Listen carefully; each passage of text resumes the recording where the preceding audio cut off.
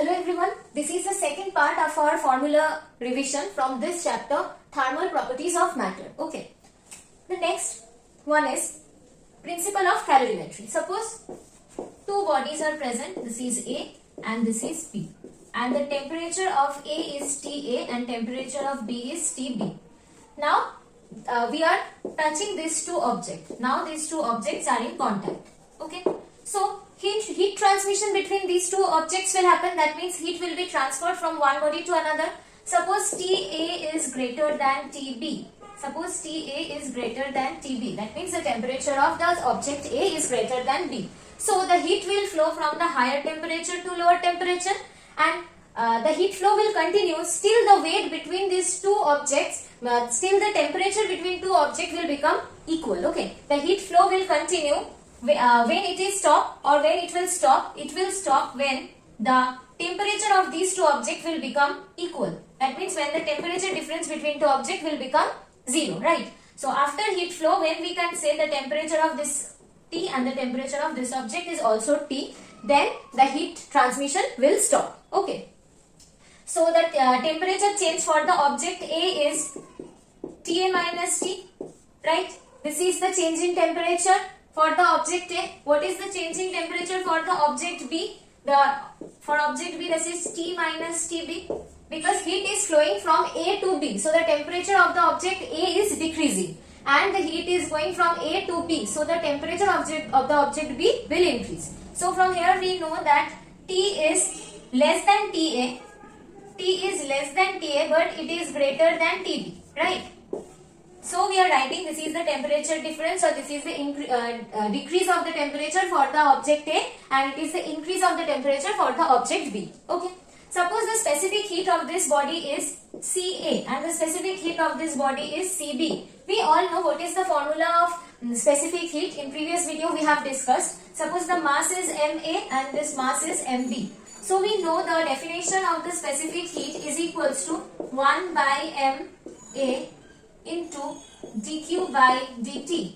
Okay, so from here we can write dq, that is the change in temperature, is equals to specific heat into mass into the temperature difference, and for the object A the temperature difference is TA minus T. So TA minus T, this is the dq, that is the heat is dq amount of heat has gone from object A to object B, and this amount of heat will be received by the object B. And what amount of the what is the specific heat of the object B? CB, that is equals to 1 by MB dq by dt. So from here we can write that dq, the heat received by the object B, is equals to CB into MB into dt, that is the change in temperature. So CB MB dt is equals to this change in temperature, T minus TB. This is the change in temperature. Okay.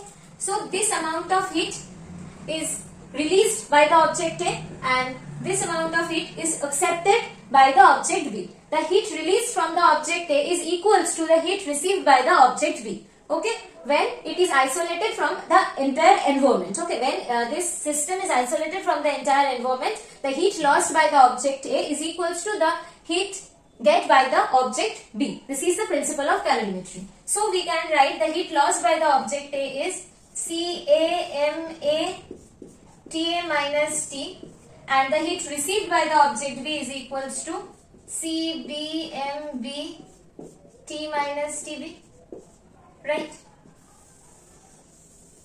This will be the formula. This is the application of principle of the calorimetry. Now we will move to the next topic. The next topic is conduction. Okay. Suppose this is a rod of length L. This is a rod of length L.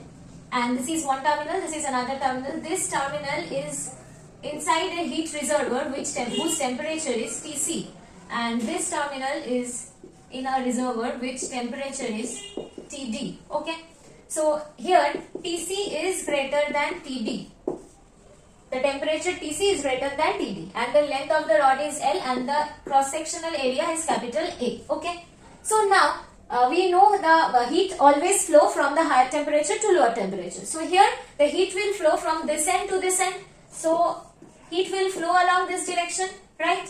So the rate of the heat flow is equals to capital H. We will take that the rate of the heat flow capital H is directly proportional to the temperature difference between the two ends, that is the Tc minus Td. This is the temperature difference, and the heat flow is also proportional to the cross-sectional area of the rod, and the rate of the heat flow is inversely proportional to the length of the rod.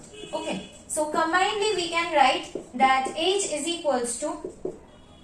directly proportional to A Tc minus Td divided by L. Okay. Now, when we remove this proportionality sign and we replace it by a equal to sign, we have to write a proportionality constant. We are writing the proportionality constant as K, that is Ka Tc minus Td divided by L.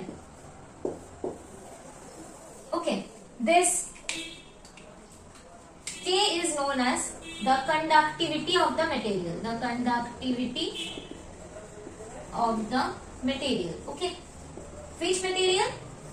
The material of this rod. This K is the conductivity of the material of this rod. This is a constant for a particular material. So this will be the formula of the heat conduction. This is the rate of heat flow. Okay, dq by dt. This is dq by dt.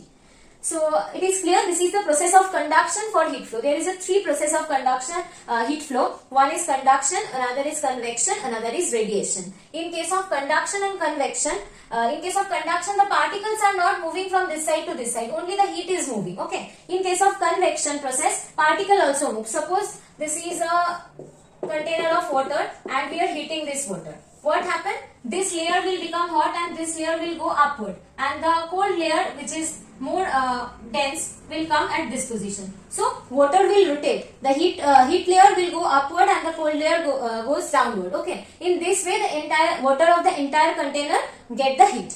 This process is known as convection. But here the particles of this portion is not going to this portion. So this procedure is known as conduction process, and this procedure where the particles are moving are known as convection process. But in both for this both cases, material medium is needed. Without medium, in vacuum, these processes cannot act. But another method is there for heat flow, which is called radiation. For radiation, medium is not required. Like we are getting heat from sun, but there is no medium in the space, but still we are getting heat. So that process is known as radiation. Okay, there is three processes for heat flow: conduction, convection and radiation. Now we will move to the next topic, where we will learn more formulas about radiation.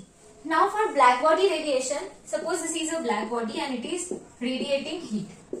For black body radiation, if we are plotting a graph, this is radiation energy, this is radiation energy per unit area per unit wavelength is plotted against the wavelength. Okay, so then we will get few curves like this for temperature T1. Okay, now we are increasing the temperature. We are increasing the temperature from T1 to T2. What will happen? We will see the peak will shift in this direction. Okay, here the maximum was this point. Here the maximum radiation energy was for this point, M1. Here the maximum was become this one, M2. This is temperature T2, where T2 is greater than T1. If we take a temperature which is less than T1, suppose T3 temperature is less than T1, then we will get a curve like this for T3, where T3 is less than T1. Okay, we can write this like this. Okay, here the maximum wavelength is this.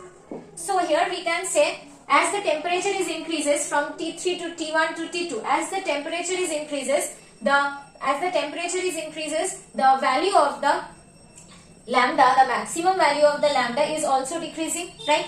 The maximum point value of the lambda is also decreasing. That as the temperature increases from T3 to T1 to T2, as the temperature increases, the value of lambda max is decreasing. Okay, from this graph we can conclude this. So the formula is lambda m into T is equals to constant. That means when lambda increases, this T decreases. When this T increases, lambda decreases. So this is the formula where lambda m into T is equals to constant. We can conclude from this graph. Okay. Now we will move to the next formula. Now for a black body radiation, suppose this is a black body. For a black body radiation, the formula energy radiated per unit time.